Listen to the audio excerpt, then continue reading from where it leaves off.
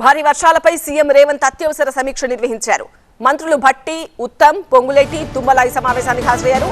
ఇక దామోదర, జూపల్లి కూడా ఈ సమావేశానికి హాజరయ్యారు. వీళ్ళందరితో టెలికాన్ఫరెన్స్ ద్వారా సమావేశాన్ని నిర్వహించారు CM Revanth Reddy. CS, DGP సహా ఉన్నతాధికారులందరూ అప్రమత్తంగా ఉండాలని సీఎం ఆదేశించారు. అధికారులు క్షేత్రస్థాయిలో పర్యటించాలి, ఎప్పటికప్పుడు సమాచారాన్ని సీఎంకు పంపాలి, వరద ప్రాంతాల్లో తక్షణ సహాయక చర్యలు చేపట్టాలి, లోతట్టు ప్రాంతాల ప్రజలు అప్రమత్తంగా ఉండాలి, అత్యవసరమైతే తప్ప ప్రజలు బయటకు రావద్దు అంటూ హెచ్చరికలు జారీ చేస్తున్నారు సీఎం రేవంత్ రెడ్డి. ఏ అవసరమున్నా కూడా అధికారులకు ఫోన్లో సమాచారం ఇవ్వాలి, ప్రజాప్రతినిధులు, కాంగ్రెస్ కార్యకర్తలు వరద సహాయక చర్యల్లో పాల్గొనాలి అని సూచిస్తున్నారు సీఎం రేవంత్.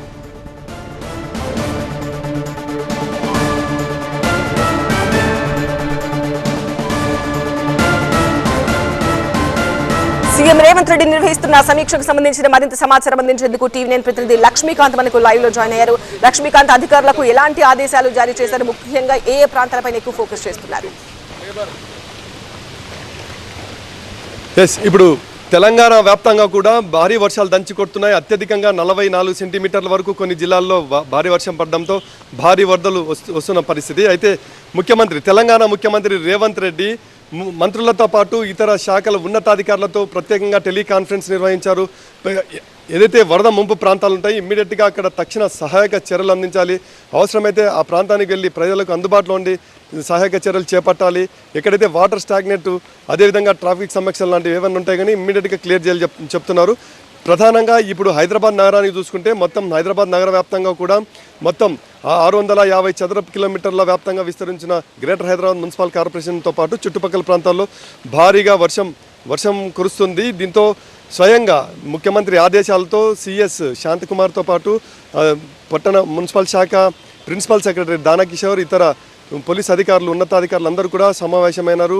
కొంతమంది ఇమ్మీడియట్గా చర్యలు తీసుకోవాలని ఆదేశాలు జారీ చేసినారు. అయితే మరి కాసేపట్లో స్వయంగా పురపాలక శాఖ మంత్రి, మున్సిపల్ శాఖ ప్రిన్సిపల్ సెక్రటరీ దానకిషోర్తో పాటు ఇతర కమిషనర్లు, ఐఏఎస్ అధికారుల బృందం మొత్తం కూడా హైదరాబాద్ నగరంలోని వరద ముంపు ప్రాంతాలు ఏవైనా ఉన్నాయా, ఎక్కడ సమస్యలు తలెత్తున్న ఆ ప్రాంతంలో పర్యటించడానికి వస్తున్నారు.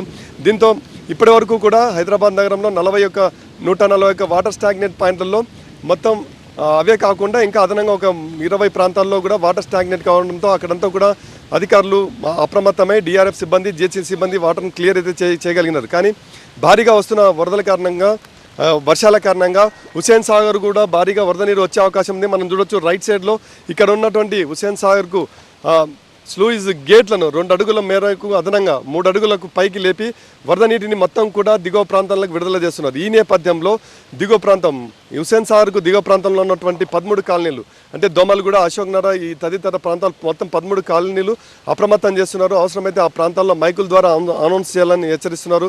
ప్రధానంగా ఇప్పుడు ఈ క్షేత్రస్థాయిలో పర్యటించడానికి వస్తున్నటువంటి మున్సిపల్ శాఖ ప్రిన్సిపల్ సెక్రటరీ దానకిషోర్ ప్రధానంగా ఏదైతే హయ్యర్ ఫ్లోర్స్ బిల్డింగ్స్ నిర్మాణాలు ఉన్నాయో అక్కడ లేబర్స్ పనిచేస్తుంటారు, ఇతర రాష్ట్రాల నుంచి వచ్చిన కార్మికులు ఉంటారు, వారందరినీ కూడా సురక్షిత ప్రాంతాలకు తరలించారు. లోతట్టు ప్రాంతాల్లో భారీ వర్షాలతో లోతట్టు ప్రాంతాల్లో ఏమైనా ముంపుకు గురయ్యే అవకాశం ఉంటే అక్కడ కూడా ప్రజలకు దగ్గరుండి సహాయక చర్యలతో పాటు వారిని కూడా సురక్షిత ప్రాంతాలు తీసుకెళ్లాలని ఆదేశాలు జారీ చేశారు. మొత్తం మీద ఇప్పుడు ఈ క్షణం నుంచి మరో 3 గంటల పాటు హైదరాబాద్ నగర వ్యాప్తంగా కూడా భారీ వర్ష సూచన ఉంది అని మొత్తం వాతావరణ శాఖ హెచ్చరికలు జారీ చేసిన నేపథ్యంలో తెలంగాణ ముఖ్యమంత్రి రేవంత్ రెడ్డి ప్రత్యేకంగా ఫోకస్ చేశారు. ఒకవైపు మంత్రులకు ఆదేశాలు జారీ చేస్తున్నారు, మరోవైపు వివిధ శాఖల ఉన్నతాధికారులకు కూడా ఆదేశాలు జారీ చేసి ఎక్కడ కూడా వరద ముంపు ప్రాంతాల్లో ఎలాంటి సమస్యలు తలెత్తకుండా తక్షణ రక్షణ చర్యలు చేపట్టాలని గట్టిగా ఆదేశాలు జారీ చేసిన నేపథ్యంలో స్వయంగా ప్రిన్సిపల్ సెక్రటరీ దానకిషోర్తో పాటు ఐఎస్సీల బృందం మొత్తం కూడా క్షేత్రస్థాయిలో పర్యటించడానికి మరి కాసేపట్లో హైదరాబాద్ వ్యాప్తంగా కూడా పర్యటించనున్నారు.